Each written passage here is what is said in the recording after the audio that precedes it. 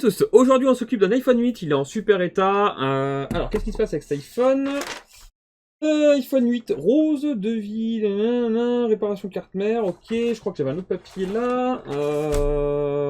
Chauffe sur la U3100, donc en gros il y a une chauffe. Alors moi ce que j'ai vu, je l'ai branché rapidement et je vous remonte, donc là hop, je viens de le brancher. Je vous montre du coup sur le testeur, ça nous donne ça.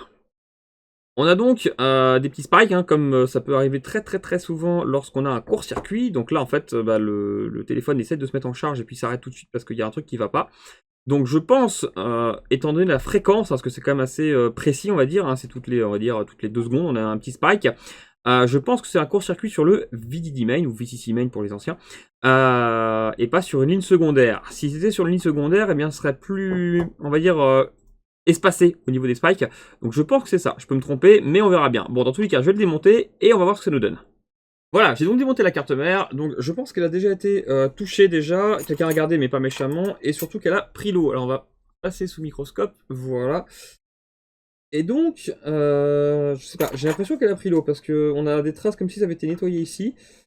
J'ai pas de traces d'oxydation sur les composants en eux-mêmes, mais on dirait que même sur l'écran, il y avait une tache en fait. Je vais vous remontrer.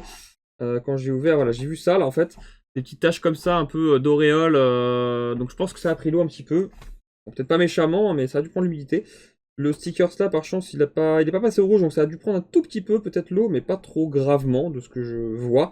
Donc c'est plutôt une bonne chose. Et alors ce que j'ai vu, donc là, le shield là n'a pas été décollé ni touché, donc c'est parfait. Par contre, lui, au niveau de la PMU et des autres composants d'alimentation du CPU et de stabilisation, ça a été décollé. D'ailleurs, je pense que, hop, je vais l'enlever tout de suite, voilà. On va voir si les composants... Ouais, il y a dû avoir un petit peu d'oxydation, parce que même là, c'est un peu sale. Alors, je sais pas, c'est bizarre. Mais rien de grave, on va dire. Donc bon, ça a l'air d'aller. Hein. Franchement, elle est plutôt propre. Les composants là sont un petit peu piqués, mais franchement, il y a rien... C'est bizarre. On dirait qu'il y a quelque chose, mais c'est tout. Bon. Je vais donc la brancher à l'alimentation, déjà, pour voir si on a bien un court-circuit sur le VCC main. Ça va être assez rapide. Enfin, VDD main ou VCC main selon les générations, on va dire. Aujourd'hui, c'est VDD main. Alors, c'est un 8, on disait. Tac, tac, tac, 8, j'ai le petit câble ici. Donc, je vais le brancher. 8, 8, 8, 8, 8 plus. Oui, dans ce sens-là, c'est mieux. Vous comprenez pas. Hop. Voilà. Je branche tout au cas où. Je mets donc le courant. Et on a bien un gros court-circuit tout de suite. 2 ampères 42, c'est énorme. Donc, on a un court-circuit sur le VDD main. Ça, il n'y a pas de doute là-dessus. Bon, comme le shield, enfin le shield, la petite protection ici a déjà été décollée, ce que je vais faire, c'est que je vais pas m'embêter, je vais regarder tout de suite sous la caméra thermique pour voir si on a un truc qui réagit par ici ou si c'est ailleurs. Bon là, à l'œil, honnêtement, bon, après j'ai jeté un petit coup d'œil rapide, mais j'ai pas l'impression de voir quoi que ce soit de grave, à part, à part là, enfin, c'est peut-être un défaut de fabrication. On a un petit condensateur qui a l'air décalé, mais c'est pas ça que je pense qu'il pourrait poser problème ici. Là, il est un peu décalé, mais je pense que c'est juste un défaut de fabrication, il a du mal à se souder. C'est le seul truc pour l'instant que je vois, on va dire, à l'œil. Il y a ces espèces de petites traces un peu d'oxydation, mais rien de... Je sais pas, c'est bizarre. Bon, ça a l'air propre en tout cas. Bon, je vais mettre sous la caméra thermique et on voit un petit peu ce qu'on découvre. Je suis donc sous la caméra thermique, donc je vais essayer de régler un peu pour la... Voilà, pour l'œil, on va dire. Donc je mets du courant tout de suite maintenant. Alors, la caméra me dit qu'il y a quelque chose qui chauffe fortement par ici. Oui, alors, c'est, je crois, la puce Boost, si je dis pas de bêtises. Je vais vérifier que de l'alcool, mais généralement, elle, quand elle réagit à ce point-là, c'est pas pour rien, c'est parce qu'on a un... Eh ben, je crois que j'ai trouvé. On a un condensateur qui est à côté qui pose problème, je crois. Je voudrais quand même confirmer le truc, mais...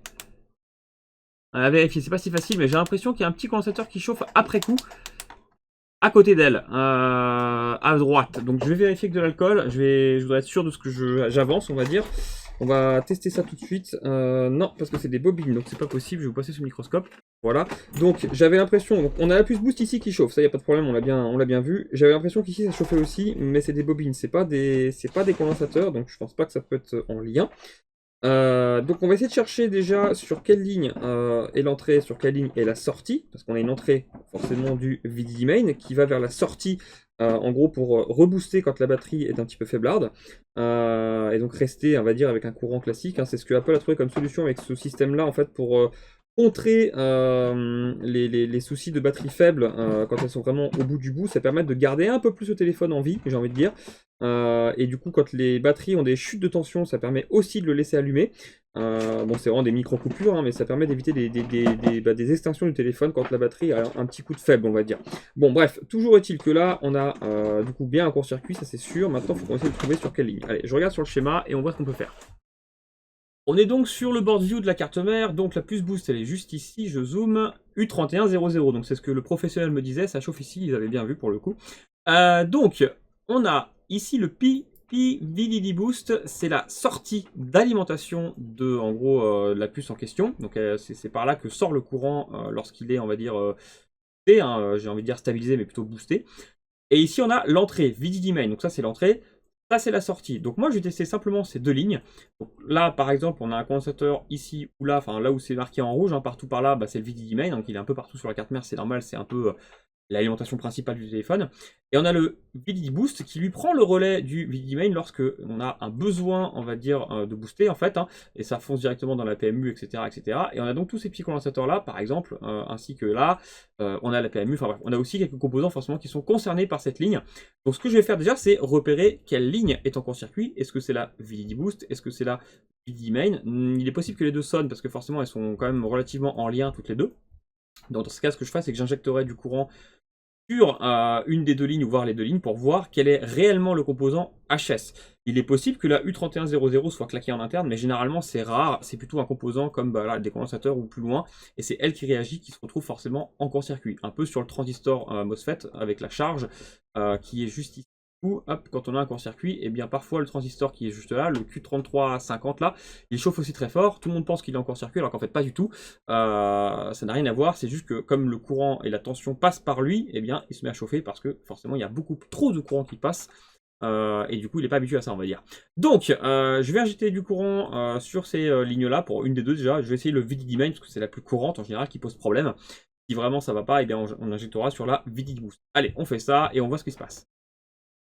Alors, juste un petit test avant d'injecter du courant. Donc, tous les condensateurs qui sont ici, c'est bien pour stabiliser la ligne du VDD Boost. Donc, je teste. On est en court-circuit. Je teste du coup sur le VDD Main. Donc, ce condensateur-là était concerné sur ce pad. On est en court-circuit. Donc, comme je disais, les deux lignes sont étroitement liées, on va dire. Donc, il est possible que ce soit sur le VDD Main ou la Boost que j'ai un souci. Mais dans tous les cas, ça fait réagir tout le monde. Bon, allez, je vais injecter du courant sous la caméra thermique et on va voir un petit peu ce qui se passe. Voilà, donc là, je mets en place. Je mets du courant. Et alors, on a bien la VDD Boost qui se met à chauffer encore, et j'ai l'impression un tout petit composant à côté d'elle, assez étrange. Je vais rechecker sous le microscope, voir s'il n'y en a pas un petit condensateur juste à côté. Bizarre, sinon c'est que c'est elle, simplement. Allez, je renlève ça, mais en tout cas, effectivement, c'est bien elle qui réagit, on va voir. Alors, j'ai un tout petit condensateur juste à côté, là, lui. Et je me demande si c'est pas simplement lui qui pose problème. Le tout petit, je vais vous montrer avec une Bruxelles. Celui-ci. Je me demande si c'est pas lui qui nous pose problème, parce que ça avait l'air de chauffer un tout petit peu à côté de la puce. Alors bah là, je vais faire comme je vous ai fait la dernière fois sur une autre vidéo. Je vais mettre de la colophane ou du pétrole à briquet. Il y a une personne, un abonné qui m'en a parlé. Effectivement, c'est vrai, ça fonctionne très bien. Si vous n'avez pas de colophane, vous pouvez mettre du pétrole à briquet. C'est moins nocif, je pense. Ça doit coûter moins cher. Ça ne risque rien pour la carte mère. Par contre, bon, ça va s'étaler un peu plus, forcément, parce que c'est liquide. Mais ça fonctionne aussi.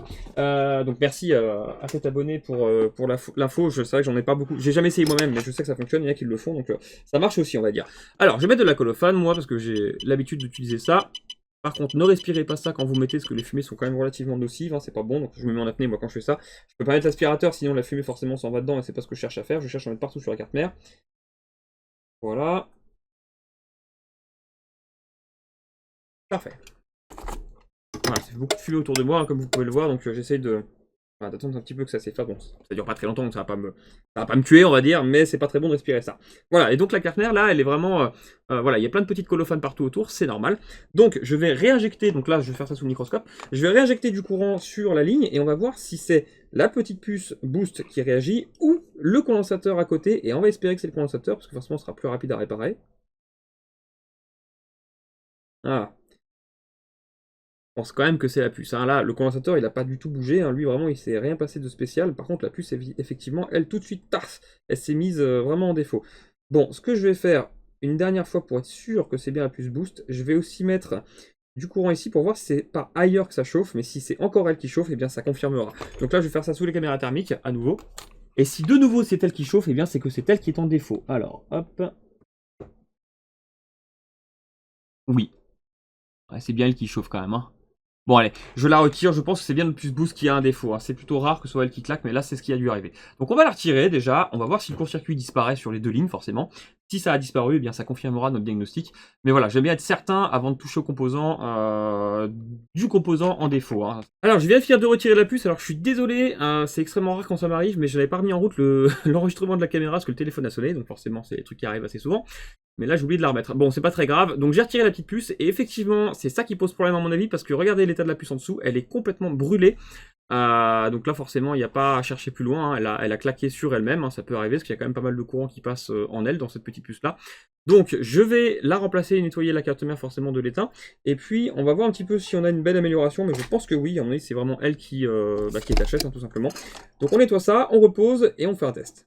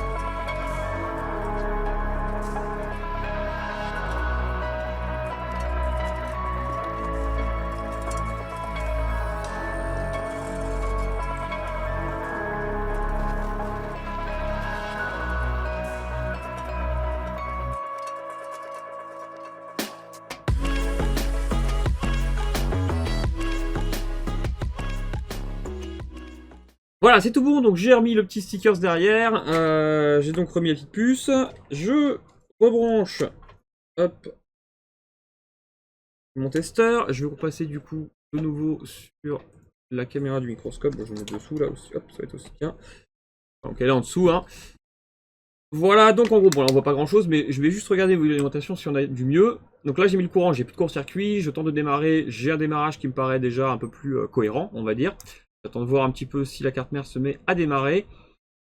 Oui, c'est tout bon, là on est sur une consommation parfaitement normale d'un démarrage classique, donc c'est bon, je vais pouvoir la mettre en châssis et brancher l'écran pour faire un test. Bon, peut-être que la batterie est déchargée complètement parce qu'étant donné qu'il y a eu un gros court-circuit, soit elle s'est mise en sécurité, soit elle s'est déchargée totalement. Dans ces cas-là, il va falloir que je la recharge pas mal avant de tester complètement, mais je pense que ça devrait être bon. Donc, je remonte ça, je branche l'écran, je branche tout, et on fait un essai une bonne fois pour toutes, mais après, la carte mère était plutôt propre. Alors, je sais pas trop, cette espèce de trace qu'on avait sur l'écran, peut-être qu'il a pris l'eau à un moment donné quand même, mais que ça n'a pas vraiment impacté les composants, c'est possible.